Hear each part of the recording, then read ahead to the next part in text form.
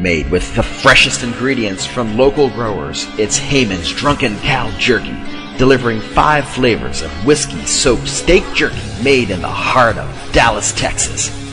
Choose from Original, which is with a dusting of coarse black pepper, or Hot, for that Mexican food hot flavor.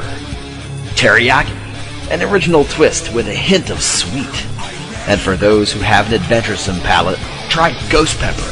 Made with the Indian Bhut Julakia pepper, this is the hottest Drunken Cow Jerky available.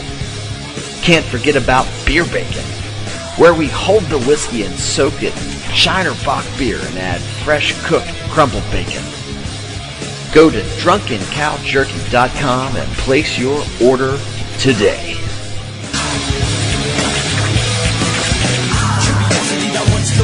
But it never got me, 'cause I got my right back. Now it's obvious and clear as a bell.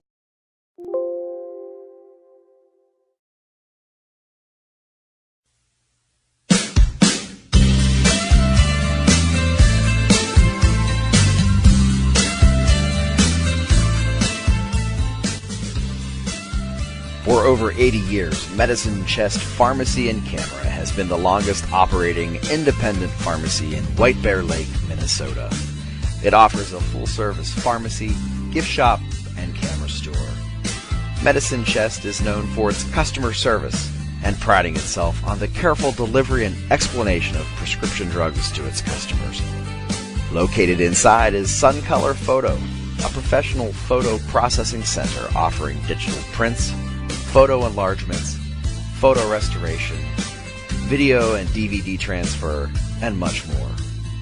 Also located inside is the Polar Bear Store, White Bear Lake's only source for concrete polar bears. The Polar Bear Store has concrete polar bear statues from 6 pounds to over 600 pounds. The gift shop also offers a full line of Hallmark cards as well as other Hallmark merchandise and products.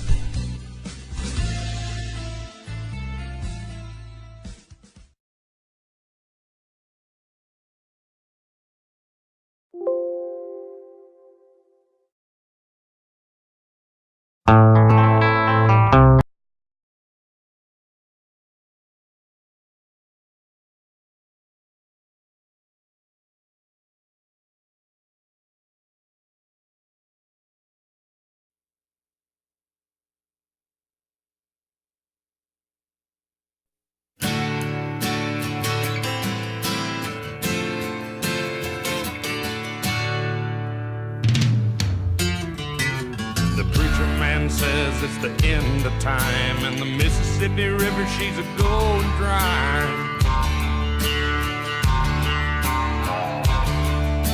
The interest is up and the stock market's down, and you're only getting mugged if you go downtown. I live back in the woods, you see, a woman and the kids and the dogs and me. I got a shotgun, a rifle, and a four-wheel drive, and a country boy can survive. Country folks can survive.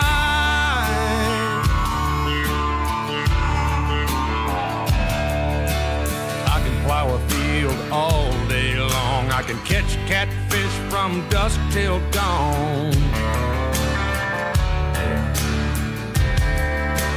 Make our own whiskey and our own smoke too. Ain't too many things these old boys can't do. We grow good old tomatoes and homemade wine, and country boy can survive. Country folks can survive. Because you can't starve us out and you can't make us run. Those when them old boys raised on shotguns. We say grace, we say ma'am. If you ain't into that, we don't give a damn. We came from the West Virginia coal mines and the Rocky Mountains and the western skies. And we can skin a buck, we can run a trot line, and a country boy can survive. Country folks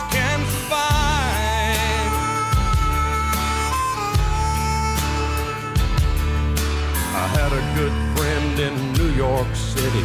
He never called me by my name, just Hillbilly.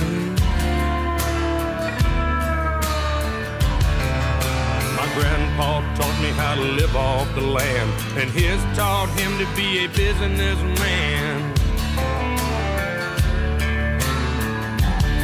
He used to send me pictures of the Broadway nights, and I'd send him some homemade wine. But he was killed by a man with a switchblade knife. For $43, my friend lost his life. I'd love to spit some beach nut in that dude's eyes and shoot him with my old 45, 'cause a country boy can survive. Country folks can survive.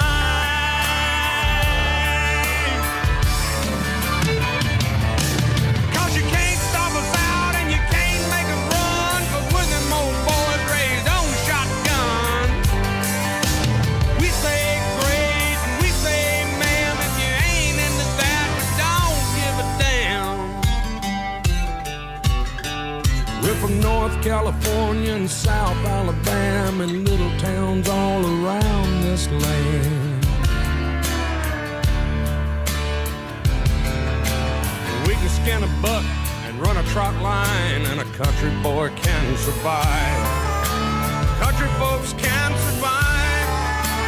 Country boy can survive. Country folks can survive.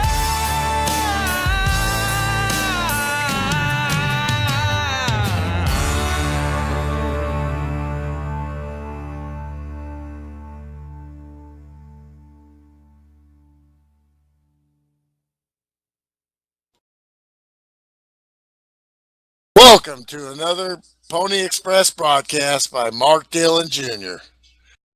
Let us start this show by bowing our heads for a quick prayer. Thank you, Lord, for another day of doing what we love. For this gathering of sim racers, and for the chance to pretend to be real race car drivers. We ask that you watch over these sim racers and their families as they gather together to enjoy the hobby of sim racing. May their spouses and children enjoy dinner, bath times, Netflix, and bedtime stories without them. May their calibration stay true, their racing rigs hold together, and their connections stay strong. May they treat each other with respect, avoid bogus black flags, and nail some green flag pit stops.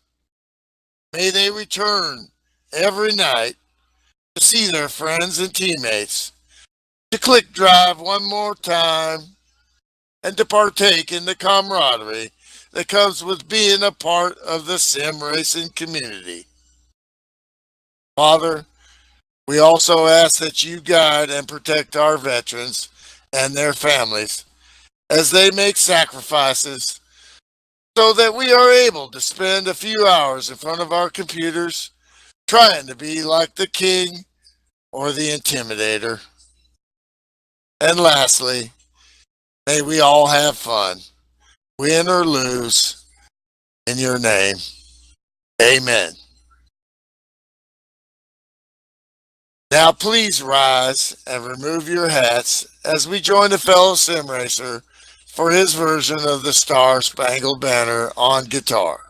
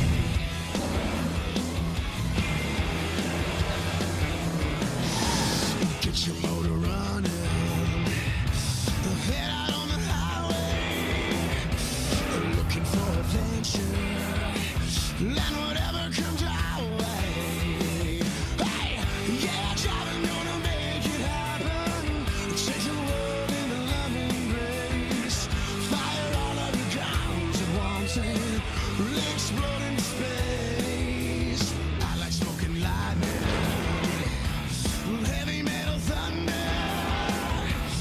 racing with the wind, and the feeling that I'm under.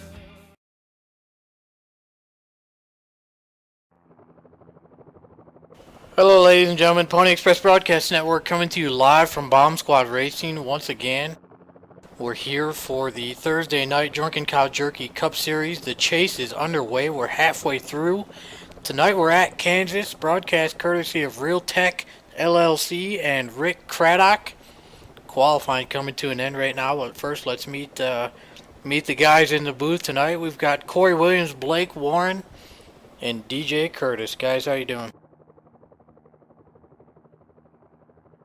Well, I'm doing rather fantastic today. This is a home track for me, actually, so in real life I'll be heading to the actual speedway itself, for the playoff cutoff for the Cup Series, as well as for the beginning of the round of 8, for what I remember, for the Xfinity Series. So yeah, it's going to be fun to watch these drivers. I don't know how many cars qualified there, but it's a big field tonight. Really big car count. So from what I'm presuming, it's just like Talladega's car count, from what I recollect.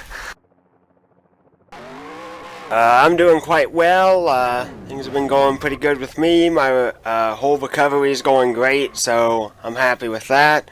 I'm just really pumped and excited to see some great racing tonight, and after getting to experience what it's like behind the wheel, I am glad to be back up in the broadcast booth and ready to hang out with you guys. Big field tonight. A lot of playoff ruiners tonight. There's Corey Carpenter, Robert Balcom, Rick Johnson, all top of the practice board. And I'm doing great as well. Yeah, it looks like we're going to have about 29 cars in this Kansas race tonight. A lot of new faces in the house tonight, guys who are not in the points. They're not in the chase for the Cup. Speaking of the chase for the Cup, the points coming into the night. The 201 of BSR Texan going to be starting up there in 4th place. He comes into the night 10 points ahead of Terry Scott, who's going to be starting in 11th. And as you mentioned, Corey Carpenter, Rick Johnson, our front row qualifiers, those guys not in the points. Robert Bolcom, OSR, Psychosis, a handful of guys, a lot of guys really, who are not in those points. And so Texan and Terry Scott, going to be some extra traffic for those guys to navigate tonight.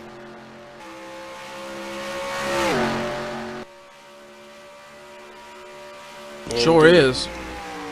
With a big field like this, it's more points. So if Terry Scott or Texan have a bad night and the other one has a good night, points could be flipped. So let's get to our normal segment before we get the race underway.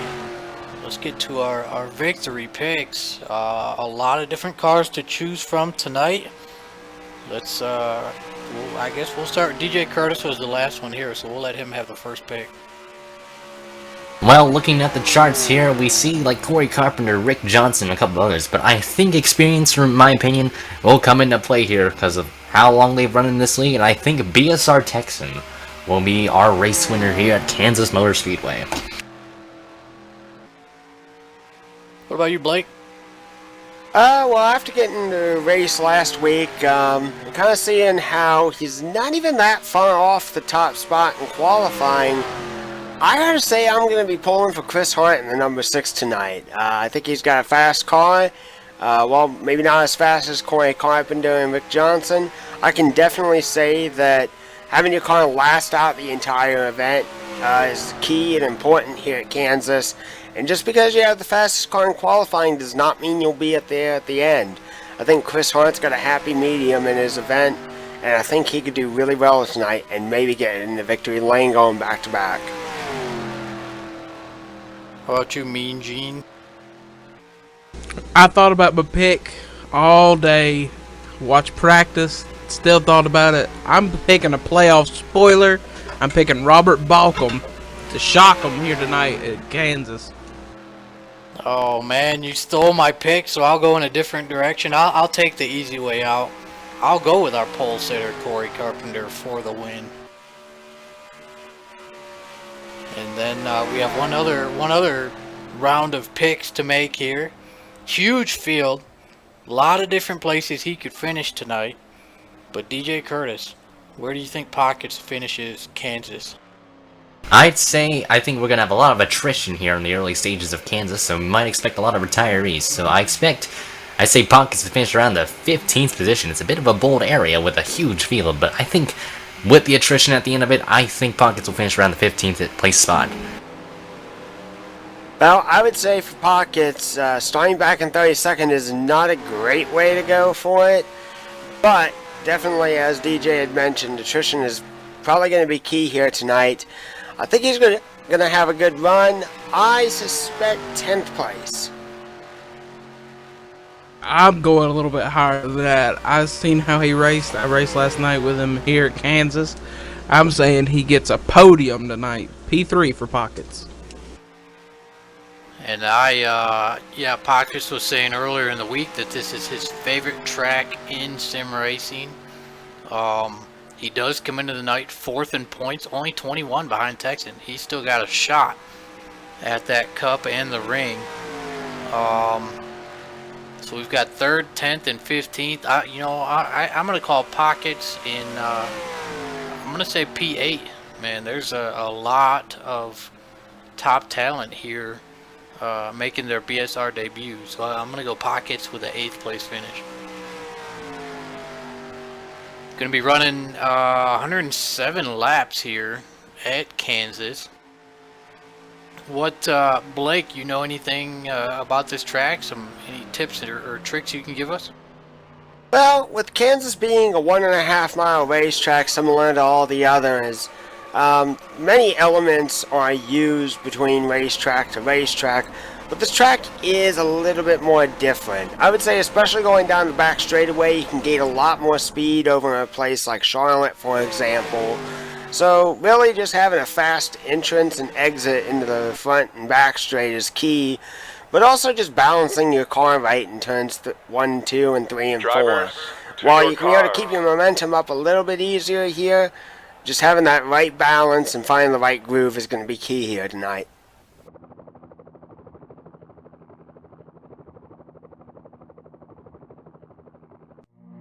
What about you, Corey? Any thoughts on Kansas as the drivers are climbing into their cars?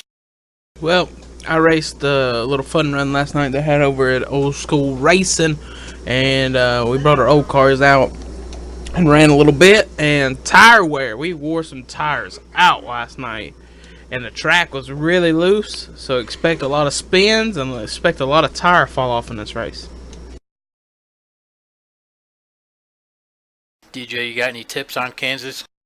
I think Kansas is basically a tire wear track. This is the old surface, not the new surface where you notice the crud ton of banking in real life. But Kansas, and back then, it was pretty much hard on the tires there, and the outside groove is not really the preferred groove you want to be in. So I think it's going to be more of an inside line track.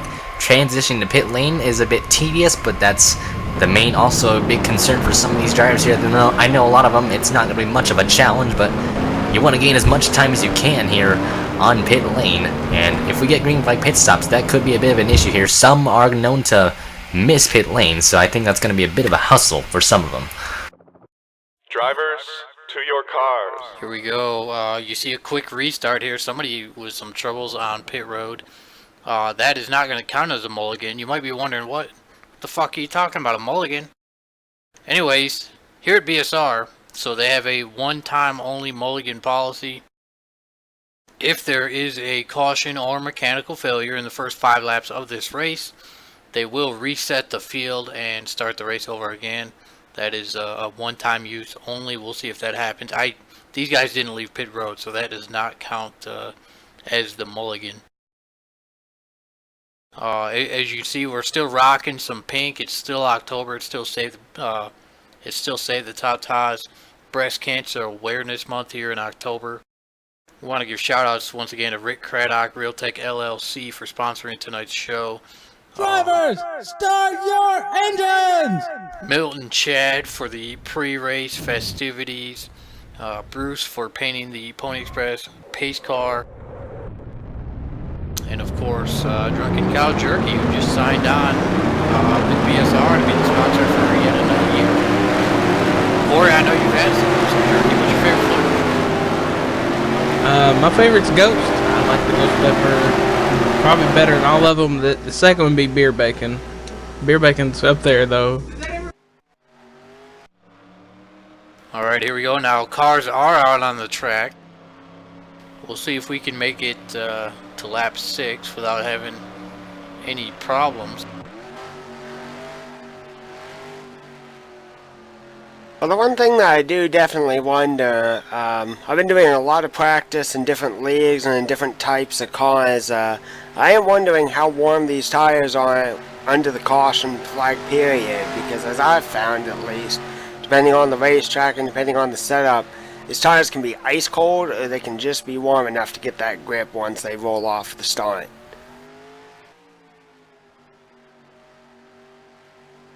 And it looks like the pace car is off. We have a bunch of cars on the track here. Double file restart here. Corey Carpenter will be leading us down here. He earned the pole gracefully here. And here we go. Green flag is out. We are racing here at Kansas Motor Speedway. Yeah. Corey Carpenter jumps to the lead with Rick Johnson pulling to the outside. Almost side-by-side battle for the lead. Carpenter appears he will jump out right in front. Yeah, look at this. Corey Carpenter making his BSR debut, and he steals the pole. He's my pick to win. Hopefully that doesn't jinx him. But yeah, Rick Johnson right there. And there's the 6, Chris Hart, coming hot off of a Talladega victory last week.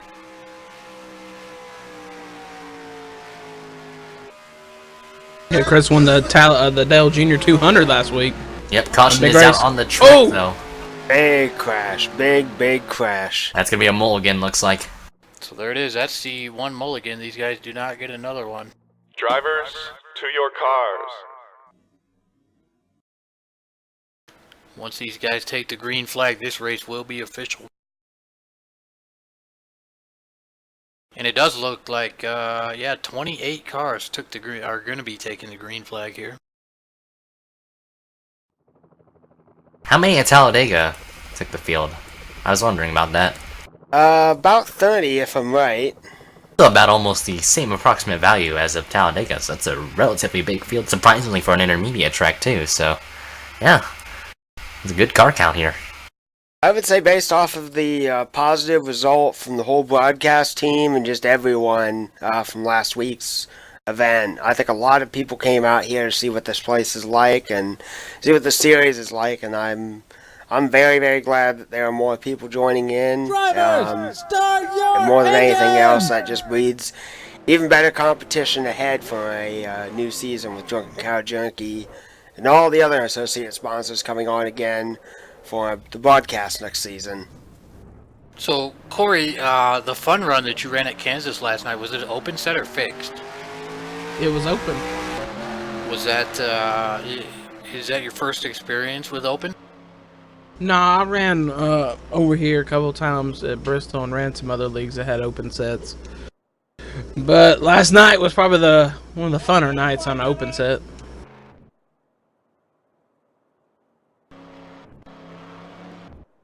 And just a last bit of time, I've actually gotten a little bit more excited about doing open setup, just because it can provide so many different types of strategies to how your car is going to be set up, and more than anything else, you have a variety in terms of knowing, okay, this setup runs me down more on the bottom of the racetrack, this one runs me on the top, this one has a higher grill tape which leads more downforce, this one doesn't, but it doesn't blow up. So lots of strategy involved in open setup. Yeah, usually when you can get an open setup, you can adjust it so well. If you do it just right, it can fit your driving style. And a lot of these drivers certainly trying to find that out here at Kansas. Pace car is off yet again. Attempt number 2 at the green flag here. And here we go. Back underway here at Kansas. Green flag is in the air to start the chase race. Here we go, And green we're flag, official. this race is official. Look, you see Chris Hart getting a little out of shape and having to check up already.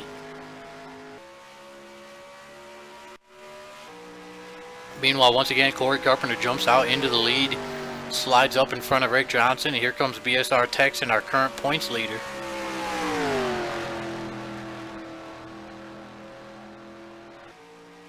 And as it appears, the very first lap will go Green still, no incidents, no wrecks. Let's hope it stays that way. I believe we'll get a caution sooner or later though, Blake, but yeah, Corey Carpenter holds the lead over Rick Johnson. Then you have BSR Texan running in that third spot, then Psychosis in fourth, and then last but not least, Momo just got around Chris Hart for that fifth spot there. Looks like Hart's dropping backwards here already in the early stages here at Kansas. So Corey, let me ask, how difficult is it to get out in a big race like this and race with a lot of new faces that you've never raced before? It's pretty difficult, I think. When there's more cars in the field, it's you get to pass more cars. That's a given, but you don't know how the guys drive. Like if you haven't raced with a guy like Corey Carpenter or Rick Johnson, and you race with 10 cars every week, and all these guys just show up, you're gonna kind of get a little nervous and freaked out a little bit. But the nerves will edge off about 10 laps into the race, and then you should be on the charge. We see some side warp and a little bit of blinking out of that 30 car, our race leader Corey Carpenter. Yeah, he's a little shaky down the back straightaway. Grand question is will it affect him even more so later on, and could it lead to a penalty? I say it could if they catch him, but right now he's kind of putting a little bit of a gap on him. Yeah, these three cars, they've jumped out to a 1 second lead over fourth place Psychosis. And then it's another second back to Momo and Craddock and the rest of the field. In fact, I mean, we've already got one or two drivers who are already half a lap down. It's just such a big field that when they stretch out around the track, they're already within half a lap of going a lap down here to our leader. Well, the big thing about it is along with the fact that just not only having a massive field, but along with that, with this being a 1.5-mile race course, you know, there really is only so much time before you either drop out of the draft or drop further back to the point where the leaders are going to be hunting you down on your rear bumper. So here we go. Texan gets around Rick Johnson, takes over second place. Yeah, Rick got up there and got against the wall on the back straightaway. That's a sign of them tires are getting a little heated. And they start getting a little hot. Them thing they don't want to stick in the bottom of the corner. It goes up and slaps the wall. So right now Rick might be having some tire wear issues.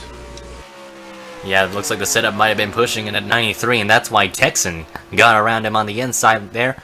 Corey Carpenter, I've raced him before, actually. I've raced him in the actual FTF league himself, but normally he's not the best at tire wear, so we're going to have to see where this 30 car may wind up here as the laps get into, once we get into a green flag run to be exact. So I don't know what Texan will do or Rick Johnson will do. I've known Rick for a while as well. He's one of the better drivers at tire conserving, so we'll have to wait and see where the setups kick into play here in terms of long runs here, short runs, or even fuel strategy here at Kansas. well, I can definitely say this, that even if you may not have the car that lasts out the entire event, you know, lead the entire thing, definitely leading laps and being right in front is the greatest feeling ever. So, personally for me, whenever it comes to the fact where I've taken the lead somewhere, I rejoice as long as I can hold the lead. Just 8 laps into this race, and even our leaders up here are 0.4 of a second off of the pace.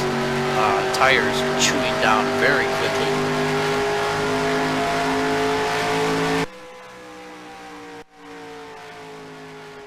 And you see Texan actually munching away that lead on Corey Carpenter there. So it looks like Texan might have saved his stuff just a bit there. Corey Carpenter a bit wobbly here in the race so far, but looks like Texan is definitely reeled in this 30 here. Look at the run. He's gone the back straightaway.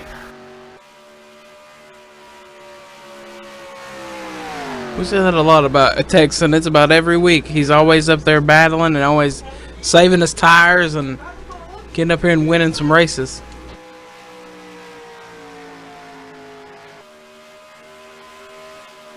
These 3 cars now 2 seconds ahead of Psychosis in 4th place, who is still 1 second ahead of Rick Craddock in 5th place, but Robert Bolkin moving his way up through the field.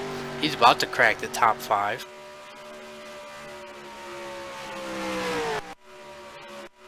Here's Rick Craddock and Robert Bolcom battling for 5th place. We've got Rick Craddock in the 22, Realtek LLC. That is the man and the company responsible for tonight's broadcast. He is, I was also just notified, Rick Craddock is also the person putting up that ring and helmet trophy that are going to be going to the Cup champion. And then obviously Drunken Cow Jerky going to be giving away all 5 flavors of jerky to the champion as well. Caution is out on the racetrack. Looks like Nelly has crashed out of turn number 2. Back end damage to the 103. Looks like the tires are flattened out on that Chevrolet, and he's stuck in the grass there, looks like. Alright, so let's head over to the caution rewind screen for the first time tonight and see what happened to Nelly.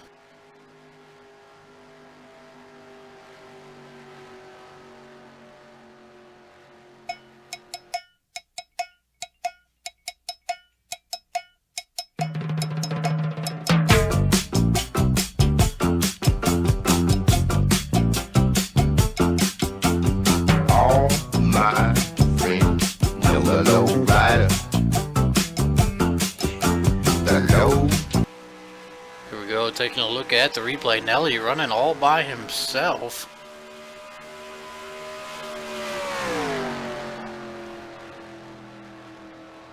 Looks like he heads off into turn 1 and 2, and it just breaks loose on exit.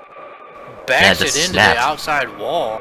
Everybody does a great job of avoiding him there, and then he ends up in the grass. Perhaps there was a little bit of rain today, so that probably explains why he was stuck in that wet grass and ended up having to call a tow truck to get back to pit road.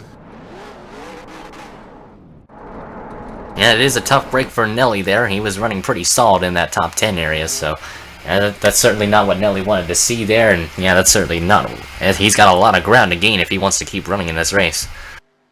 Now we see Larry Yeager in the 65. He's going to stay out, grab a bonus point here. He's 5th in points, just 2 points behind Pockets. So Larry Yeager still in the running for this Thursday championship, so grabbing a bonus point early on in this race. Looks like the 334 actually just spun under the caution there, and I think he might have gotten a bit too much speed, and that's why that 334 car spun around.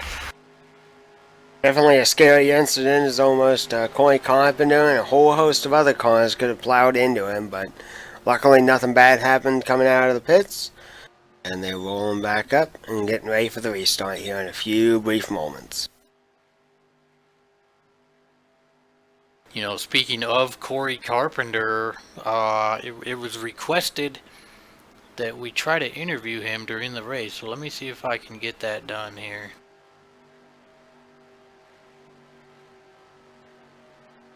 Corey Carpenter, you're in the booth. Can you hear us? I got a copy. Hello? Yep. So, Corey, we were asked to try and get a quick word with you under caution. Making your BSR debut tonight. You came in here, you took the pole, you're out there leading laps. What do you think of open setup racing? It's fun. It's not something I've done in a long while, but it keeps you on your toes. You see that I definitely have short run speed, but I'm already trying to figure out how I can help the long run because I was already getting caught at the end of that one. So it's just it's a different animal for sure. Fixed setup, all you're focused on is hitting hot laps, but this you gotta mind your P's and Q's definitely a lot more. Now, Corey, we saw just a handful of laps into the race, and you guys were already almost half a second off of the pace. How bad is tire wear out there tonight? Tire wear, you're definitely not going to be able to run out of fuel. You have to, the fuel window is about 30 to 35 laps, and tires are about 20 to 25 laps, depending on how hard you go. So it's definitely a lot of fall off. I think it's 2 seconds up to the end of the run. Now, Corey, if we get some green flag pit stops tonight, did you get a chance to practice hitting pit road in practice? Yeah, we're good. I made a quick brake bias adjustment and got that set up, so I think I'll be fine on pit road. All right, well, we appreciate you giving us a little interview here. We see the lights are out on the pace car. We'll let you get back up there. Congrats on your pole, and good luck with the rest of your race. Yeah, thank you, guys.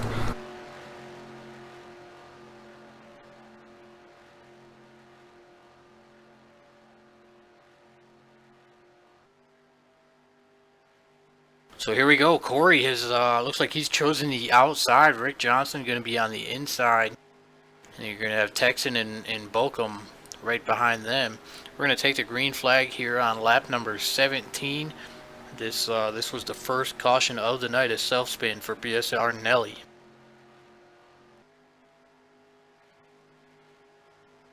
And it looks like they put the 103 car behind the wall here today, so that's an end to Nelly's night here at Kansas. But it's Corey Carpenter that's leading the way here. Rick Johnson running in that second spot. Texan third. Balcom in fourth. And rounding out your top five is Rick Craddock. Yeah, Nelly, he's not in the points for this Thursday night Cup title, so he can afford a DNF. I'm sure that's not how he wanted to end his night. But pace car pulls off. We're going to go back to green here. And here we go. Lights go on, and the green flag waves once more at Kansas Speedway. Look at the top two getting an excellent start compared to the rest of the field there.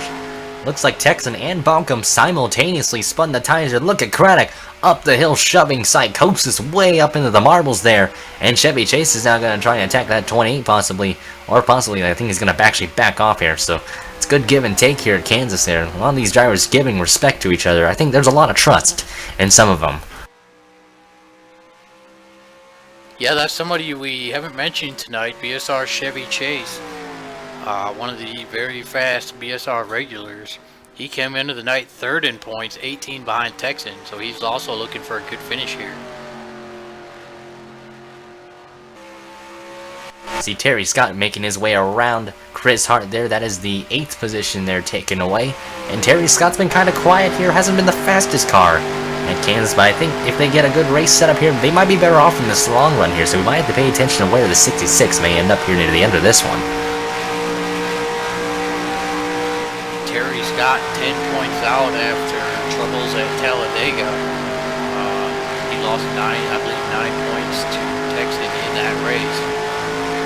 So Terry looking to recover. He definitely does not want to finish behind Texan again. But there will only be 4 races left after tonight, I think.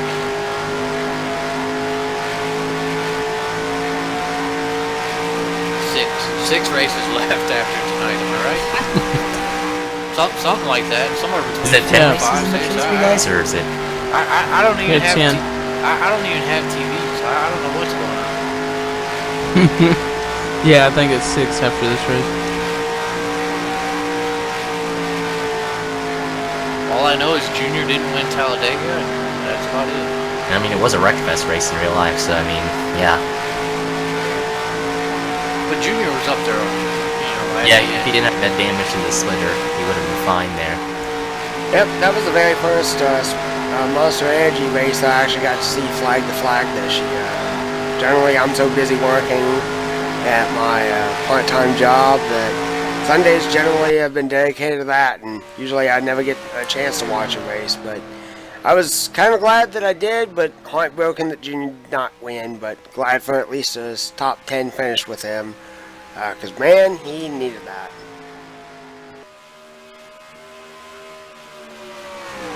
I don't know if you guys are noticing, but Corey Carpenter is running the flat on the front straightaway, and I ain't seen no one else do it yet. And you got the wall right there.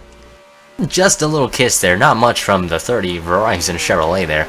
But yeah, Corey Carpenter is using that apron there, and we usually see a lot of drivers use that, but I expect that to be more usable near the latter half of the race. Maybe a bit too early, maybe use it there, but Corey Carpenter is certainly one of the first to use that. Looks like Balcom's doing the same thing there. So yeah, we see a couple drivers already using that apron here, and Chris Hart's nearly in the wall there on that front stretch. He's a bit slow on the track there.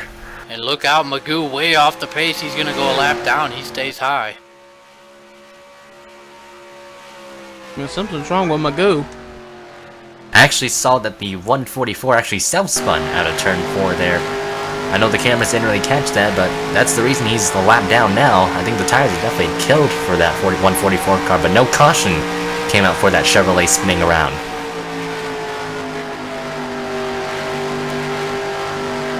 He had such a good run last week at Talladega! Might be a flat.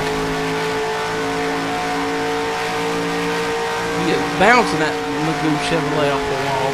Last week at Talladega, Me and Mark were talking about it. He had his glasses on and everything. He was ready to get up there and win that thing.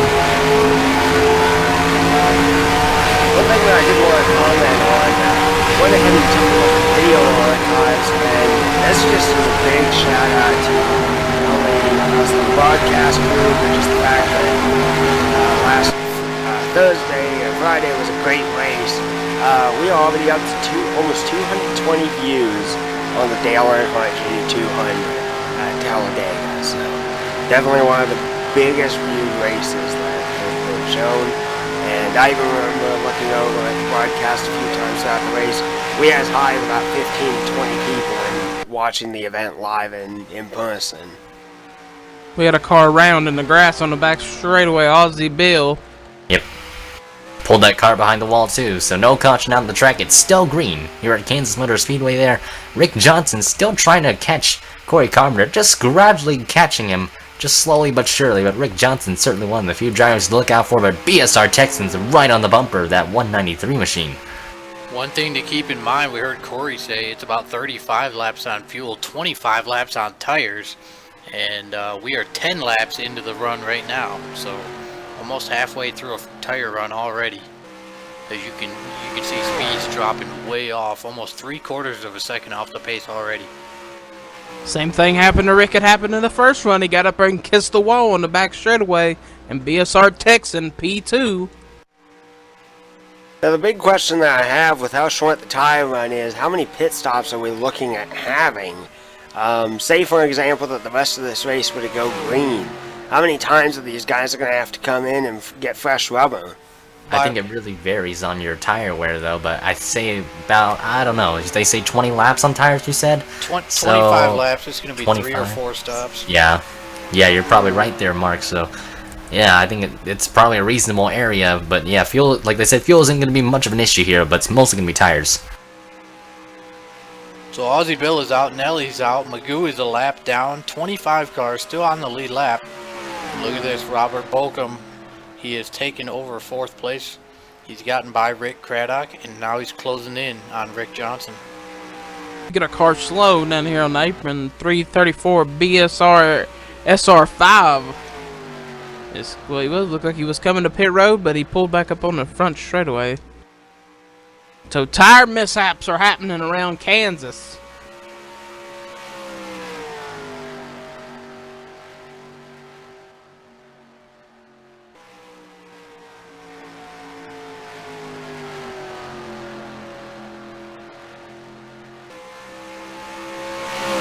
Looks like it's a 5-car breakaway, and then you've got to go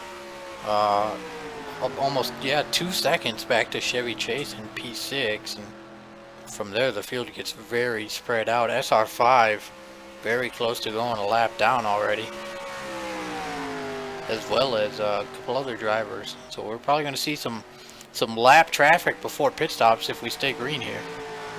Another spinner in the backstretch, and is Racer X in the wall in the infield there. Looks like no caution. He's pulling the car off behind the wall. So another retiree here at Kansas. Looks like we're getting them. They're dropping like flies here. So I think they know that they're not in Kansas anymore. So they're going to probably wait for another round to possibly race and be in contention. Well, the one thing 41 hits pit road. My apologies. One thing I was going to comment on, I went back and took a look. It looks like BSR SR5 may have had his game freeze or lock up a little bit because he had cases where his car was up to speed, then completely out of it. So I think his game is finally working again, and that is why. Oh! That held up Rick Johnson pretty big there. Steven was trying to stay at the outside line. It didn't quite work. It was a bit of an unusual situation there, but that held up Rick Johnson quite a lot there. That's going to cost him a lot of spots. Yeah, Robert Bolcom, Rick Craddock both get by. So move Rick Johnson back to 5th place. As we are only about 16 laps into this green flag run. Magoo on the apron. Seeing a lot of smoke kicking up. Looks like Magoo perhaps with a flat tire. This is now we're separating the men from the boys. As you got to figure out how to drive this car with a completely different feel on these old tires. Definitely going to be a real tough night for so many of these guys. I mean, I know they've got the talent in order to make it through this, but man, if your tire just unexpectedly lets go, that can just twist your day into such a rough run. Look at this. Texan has closed in on Corey Carpenter. Texan still has not gotten a bonus point tonight. He is our points leader coming into the night. He's going to be waiting to make a move here. I think he has to wait for Corey Carpenter to make a bit of a mistake here. Like we mentioned, Corey Carpenter, he mentioned in the interview that Carpenter was not the best in long run speed, but he's better off in a short run. So I think this might be the opposite for Texan here. He's not really the best in the short run, but he certainly can reel him in a longer stint of the green flag run here, and he's certainly showcasing that right now. What a run by BSR Texan, and with running in second, that's going to help extend that lead. My guesstimate on the tire run, I suspect we'll see these guys hit pit road around lap 40 or so, maybe a little after. A lot of the back marker cars back there getting coming to pit a little early, trying to make a little strategy call. Get there on the fresh rubber and try to run these guys down.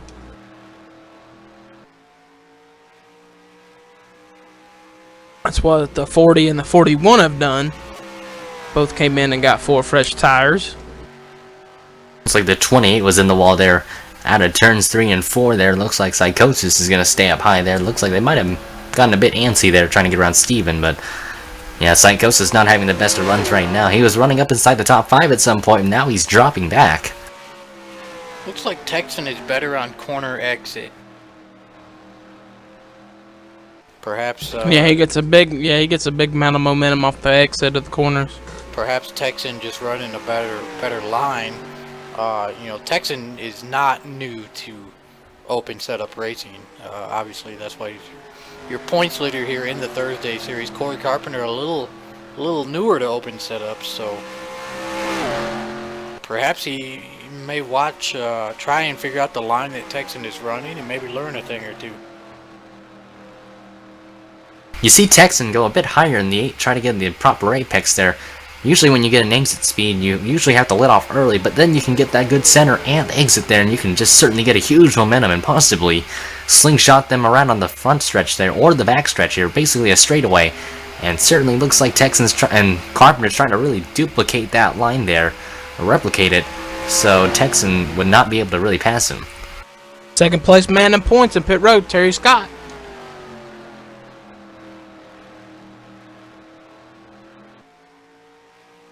I still think our leaders are going to run another 3 or 4 laps. We'll see.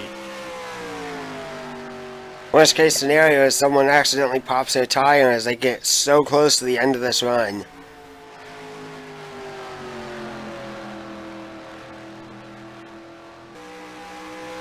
see cars coming off of pit road. Traffic all over the track right now. Yeah. Not fun being in traffic. Ooh, look at the 510 sideways. There's a lot of smoke right here in the front straightaway, and the 30's pitting. Look at this. 41's around in the backstretch there. Rick Johnson Spoiler. back on the move. He gets by Bolcom and Craddock. Rick Johnson back to 3rd. As Texan, your points leader now, he gets his first bonus point of the night. Corey Carpenter on pit road. Grand question is now, how long will Texan be able to stay out front in the lead? I don't think Texan will stay out much longer. He doesn't want Corey to gain a bunch of time on fresh tires. So yeah, nope, he's pitting right now. This time. Here comes Texan, Rick Johnson, and Robert It might be a bit too hot. That's going to turn the lead. Oh! Yeah, that looked too hot there. He entered too fast there, and that's going to cost Texan a lot of time. And that is championship points on the line, too, for the 201 there. Terry Scott could be able to pounce on that mistake there. Tough break for BSR Texan as Rick Craddock, our broadcast sponsor, he is your new race leader. He stays out an extra lap. Rick better be careful. He almost got rear-ended by someone. Now here comes Rick onto pit road. So one thing Texan may have forgotten to account for there, obviously you go out there and practice. You practice getting on and off a pit road a couple times, but it's usually not after running 25 laps on those tires. So perhaps Texan wasn't didn't take into account how bald and slippery it was going to be getting onto pit road. That, and it also depends on how fast you're coming in before you start to apply the brakes and where you are. I've been known to race it all the way around to about where the front straightaway is and put it in right before that commitment cone. And then there are others who will go all the way down into the bottom of turn 3 and go ahead and plant it down there and just coast it around. Looked like Chevy Chase, he stayed out, grabbed a bonus point. Now Chris Hart stays out, grabs a bonus point.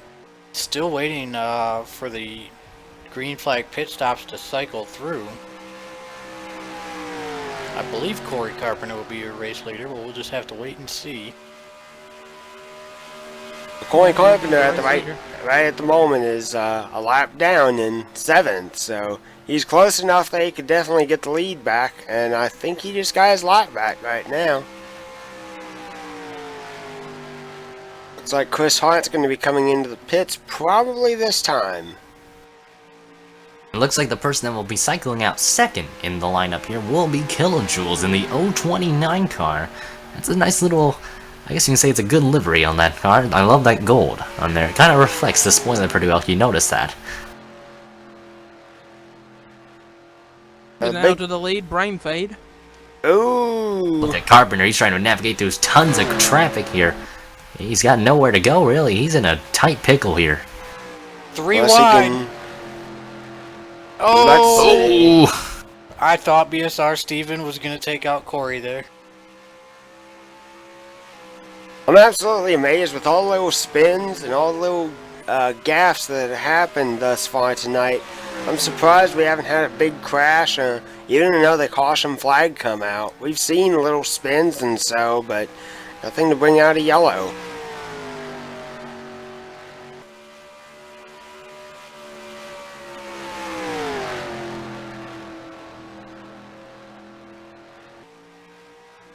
Give you a little bit of context, only 12 cars currently are on the lead lap.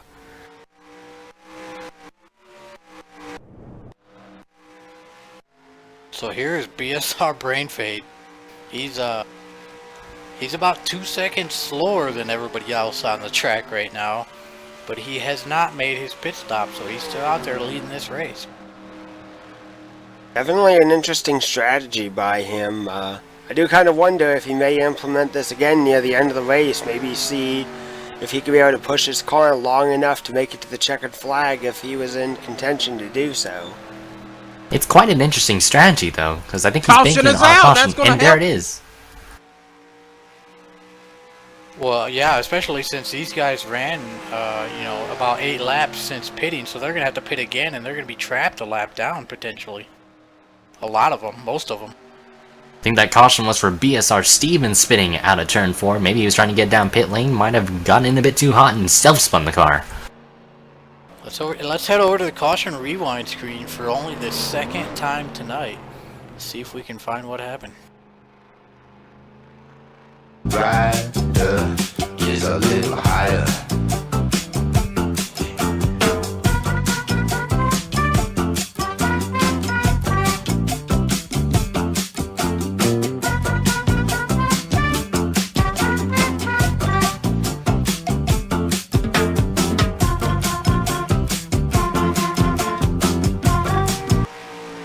We are taking a look at the 510 BSR Steven.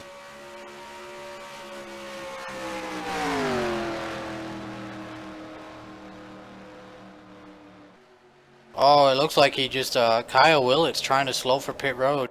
Steven had to make a quick evasive action there and it just broke free, went around. Didn't touch anything though, so all is good. Just get some 4 fresh tires on that car and he'll still be able to run this race. You know who this also helps? It also helps Mixon out some.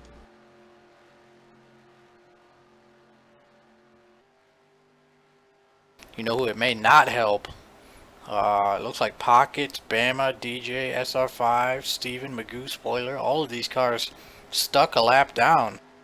If you're Pockets here and you just ran 10 laps on these tires, knowing how brutal the tire wear is, do you take a wave around here, or do you have to pit and hope for a lucky dog? Well, doesn't he have the free pass though? If you're the first car lap down, don't you normally have a free pass rule? I know it's a silly question to ask, but Well, I don't know if Pockets is in position for the lucky dog or not. It looked like Chevy was going around. I see a lot of cars right now being shown 70 seconds back. Pockets may be the lucky dog. We'll see.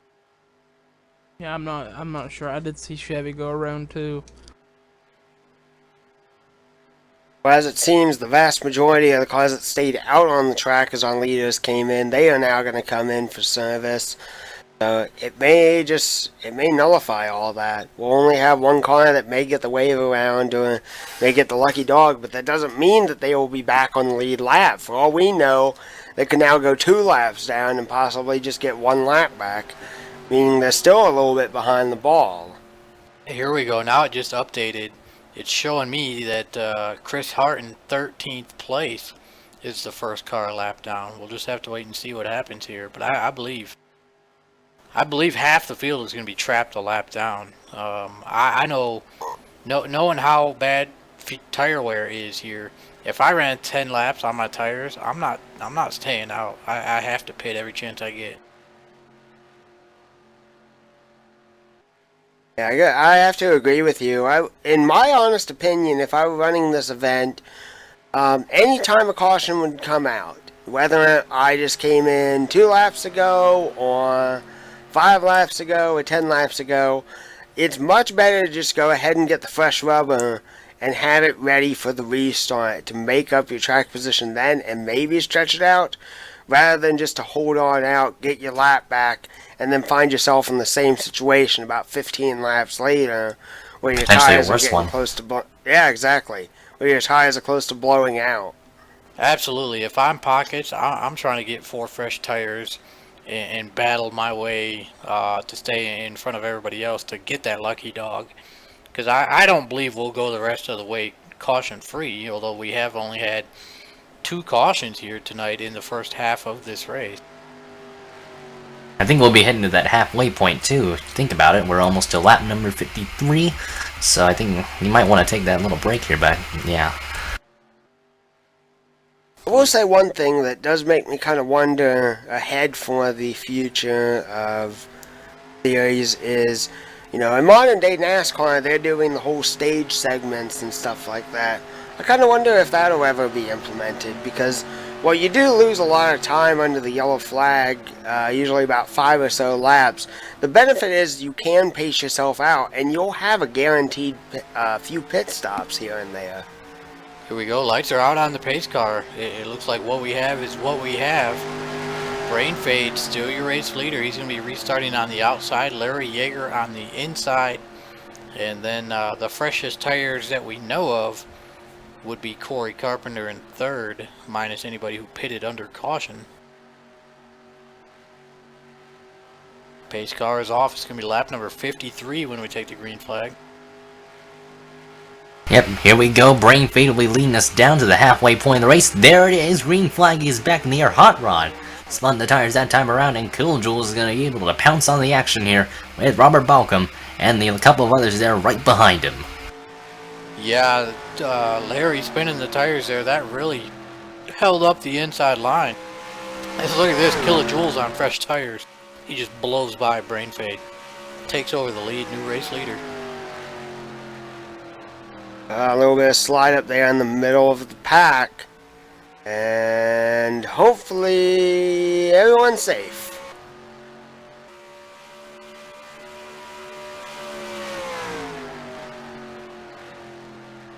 That's not what Corey Carpenter wants to see. Rick Johnson, big crash. Rick Johnson's in the outside wall. Look at the back end destroyed. Looks like Hot Rod was collected as well. It's a 2-car crash there. Rick Johnson with a lot of back end damage.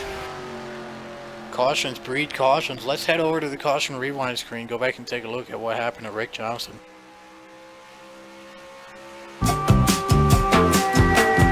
Low rider, drives a little slower. Low rider, he's a real goer. go taking a look at the replay. So it looks like Larry down there on the apron. He's on the inside of Rick Johnson. Oh. He went in there a bit too hot there and hit Rick. And the 93 slams the outside wall into turn 1, collecting Hot Rod there. I think one car might have self-spun trying to avoid the accident there. I think that might have been Chris Hart in the 6 car. I think a couple cars just self-spun in the back, but yeah. Otherwise, the main wreck was Rick Johnson, heavy back-end damage to the 193 machine there. Yeah, it did look like Chris Hart self-spinning there. And here we go, our leader's heading down pit road. We're going to go ahead and head over to a special segment here real quick. We're at the midway point of the race or thereabouts. We're under caution. Midway point, all the Pony Express Broadcast Network shows. We like to do it used to be a salute to the veterans. For the last year it's been a salute to the veterans. Now we've changed it to the salute to America, just to be a little more inclusive. And but anyways, we're going to roll this clip now and we'll be back in just a few minutes.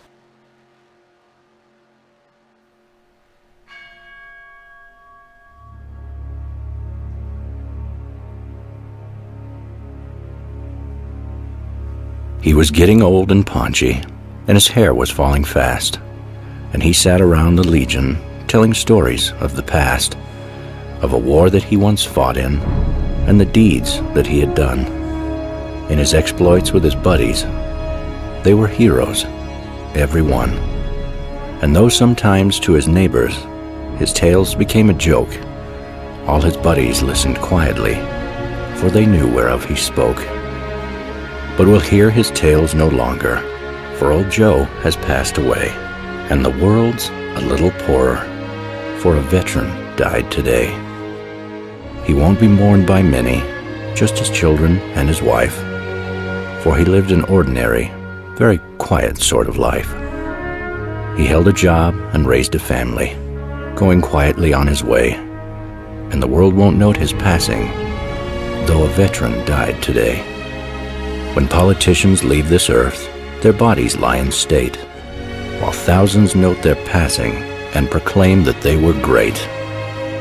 Papers tell of their life stories from the time that they were young, but the passing of a veteran goes unnoticed and unsung. Is the greatest contribution to the welfare of our land some jerk who breaks his promise and cons his fellow man, or the ordinary fellow who in times of war and strife goes off to serve his country and offers up his life? The politician's stipend and the style in which he lives are often disproportionate to the service that he gives, while the ordinary veteran who offered up his all is paid off with a medal and perhaps a pension, small. It's not the politicians with their compromise and ploys who won for us the freedom that this country now enjoys. Should you find yourself in danger with your enemies at hand, would you really want some cop-out with his ever-waffling stand? Or would you want a veteran, his home, his country, his kin, just a common veteran who would fight until the end? He was just a common veteran, and his ranks are growing thin, but his presence should remind us we may need his likes again. For when countries are in conflict, we find the veteran's part is to clean up all the troubles that the politicians start. If we cannot do him honor while he's here to hear the praise, then at least let's give him homage at the ending of his days. Perhaps just a simple headline in the paper that might say, "Our country is in mourning. A veteran died today." And we're back. Lights are out on the pace car. We're going to go back to Green Flag Racing here on lap number 59. Rick Craddock, our broadcast sponsor, he's your race leader. He's going to be on the inside with Momo on the outside. And I don't know who the lucky dog was on that caution. I think there was a lot going on during that time, but we were so focused on that midway break that we had to honor those soldiers. Thanks to them for serving America. They've helped us so well with our country, and represents patriotism on such a positive note here. But pace car is going to come down pit lane. We will have a lot of cars on lead lap 14 to be exact. Rick Craddock will be leading us down to the green flag here on the restart. BSR Momo on his outside, and here we go. Green flag is back in the air. Great start from Momo on the outside. Oh man, look at Robert Balkin and Corey Carpenter on that run on the low side.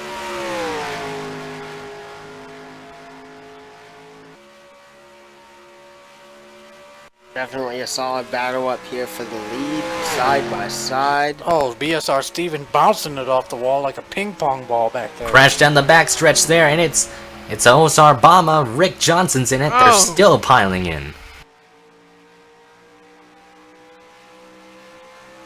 Cautions, breeding cautions here.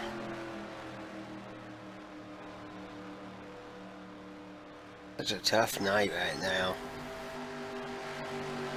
It's the second wreck Rick's been involved in. OSR Bama. It's pretty torn. His car looks alright.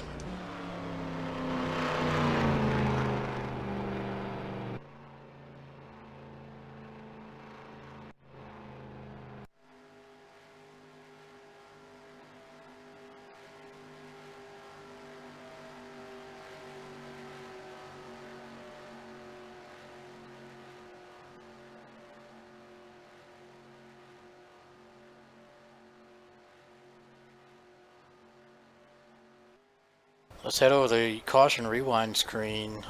Third time tonight. Let's see what happened on this big caution.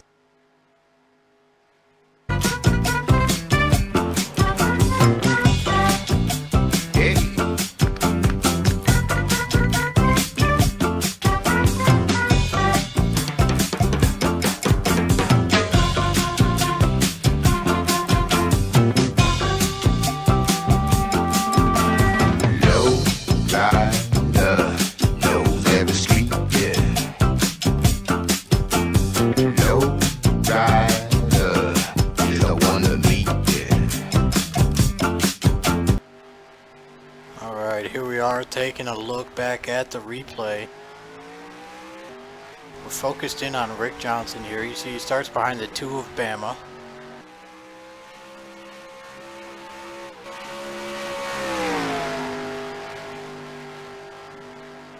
You see Steven back there ping-ponging off of the wall. That's not what brought the caution out. Oh, it just looks like Bama squeezes Rick Johnson into the wall. That then collects Magoo. And it looks like Kyle Willits gets a piece of that action. DJ Champ did a good job of avoiding it, but then Self-Spun trying to avoid all that carnage there.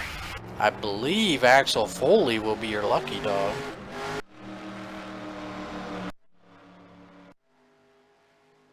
But I will say this, without a doubt, that while the cautions are a bit of a frustrating thing, I bet a lot of these guys are so happy they're getting them because they are getting their laps back and they are getting a distinct possibility of being able to win this thing.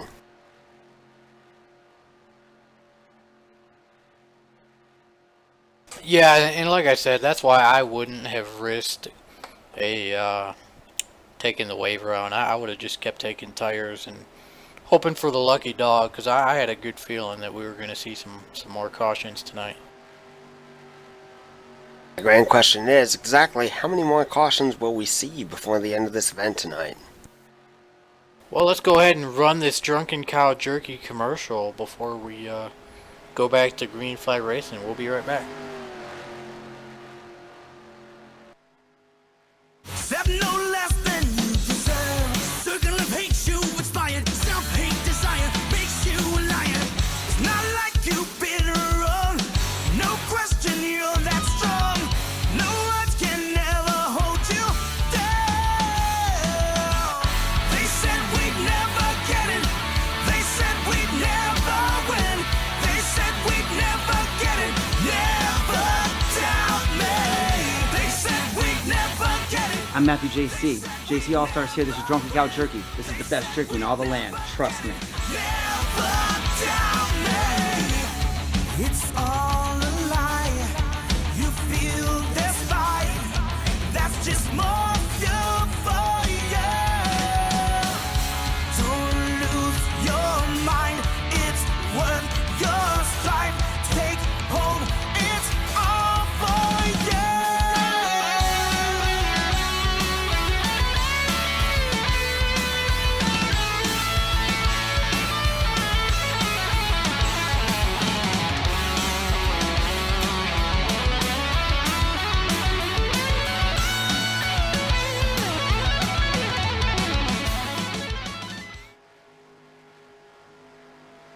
Alright, that was drunkencowjerky.com. Be sure to head over there and place your order today.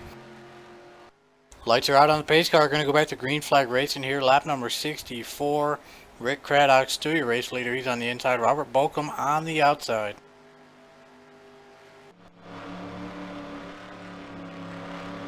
This race is about to get interesting. The 30, the 118, the 201. All these cars right here together once again. Yeah, usually when they're all clumped together, this is more opportunity for track positions, but also more chances of making mistakes on the track. Pace car is off. Rick Craddock once again leading over Robert Balcom and Corey Carpenter here. Carpenter hasn't been able to lead ever since, but here we go. Green flag back in the air. Craddock, great restart from there, but looks like they're about dead on even until here they come into the first corner there. Looks like Carpenter tried to look there, but he backs off. He's all over that back bumper, but look at Robert use the top. Looks like he tried to make it work there, but not able to, as look at Craddock. He blocks the top line there, and now he's going to make his proper arc into the corner there. Carpenter's going to follow on suit, but they're side by side for the lead. Big swing there. Car on the wall, turn 4. BSR SR5 spinning, and we've got ourselves a big crash there. Bama's in it. Looks like the number 2 of RJ Rusty is collected as well. And that is going to bring out the caution yet again. Again, these cautions are just kicking into play here. And more cars are going to be getting back on the lead lap.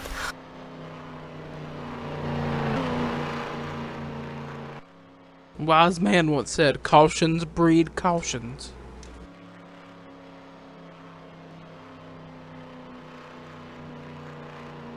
Here we are, caution out, lap number 65. We're going to head over to the caution rewind screen real quick.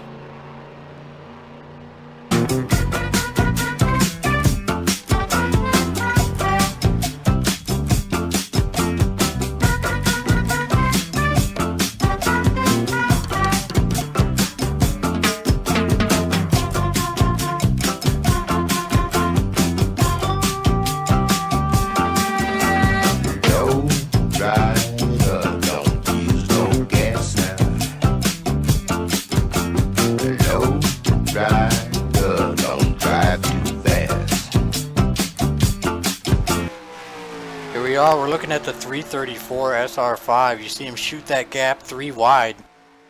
And then it just breaks free. Hard into the outside wall. He collects Chris Hart. RJ Rusty. Bama involved. Axel Foley through the grass. I believe OSR Winter Heat gonna pick up the lucky dog this time.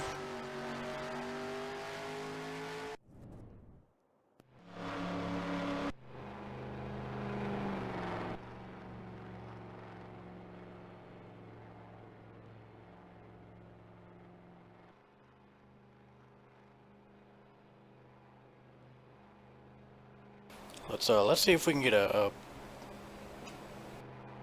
driver interview here.